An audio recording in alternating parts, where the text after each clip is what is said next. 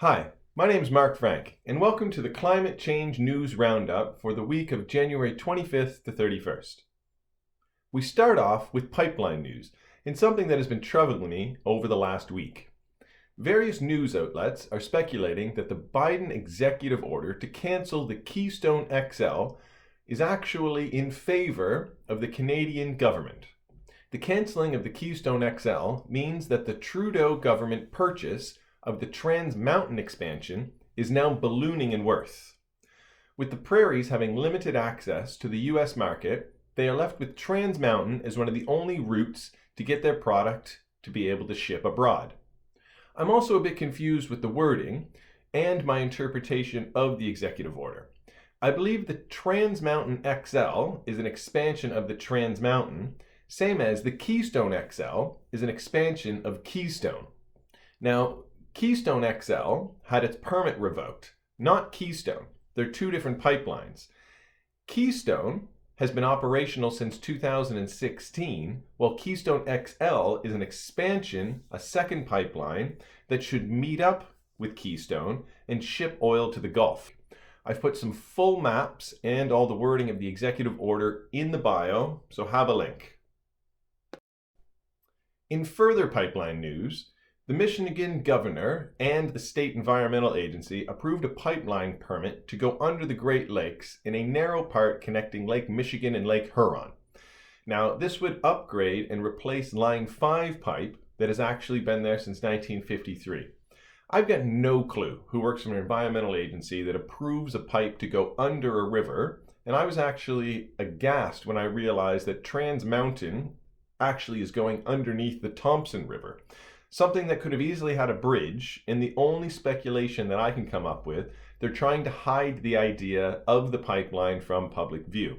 It also seems ridiculous that any sort of spill happening under a river could go undetected. So both those articles are in the bio and should definitely be something people are aware of. This week, you also may have noticed quite a few news outlets actually picked up an accelerating rate of Arctic melt. Now, I counted more than 18 news outlets reporting this, first from a UK study, but I was also shocked at the nightmarish negative feedback loop surprise that all the articles were presenting. Of course, ice is speeding up in its melt, and of course, it's going to continue to speed up.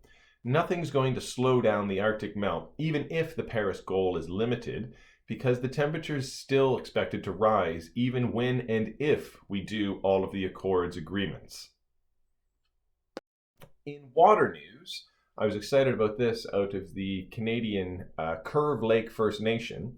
They're actually putting together a class action lawsuit, which has been put into federal court on behalf of First Nations across Canada over the lack of safe drinking water.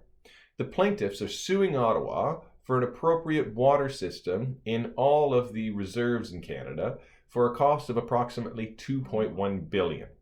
The Trudeau government did make a promise to deliver clean drinking water to First Nation reserves by March 2021. However, they've also said this is being delayed because of the pandemic. In global government climate action, Kenya has stepped up and promised to implement global climate change adaptations for its entire country. The Kenyan president cited the negative effects the country has already been faced to force it through multitude of climate change impacts, and has expressed that if we work through this together, the world will emerge stronger and more resilient by building our ideas and working through climate change. In a UN report about the legal actions brought about from climate change, from 2017 to 2020, there's been an increase from 654 cases reported to 1,550 cases. Now, these are current cases against either the government or industry in courts in more than 38 countries relating to climate change action or inaction. This has been Climate Change News for the week. Thank you very much. Have a great day.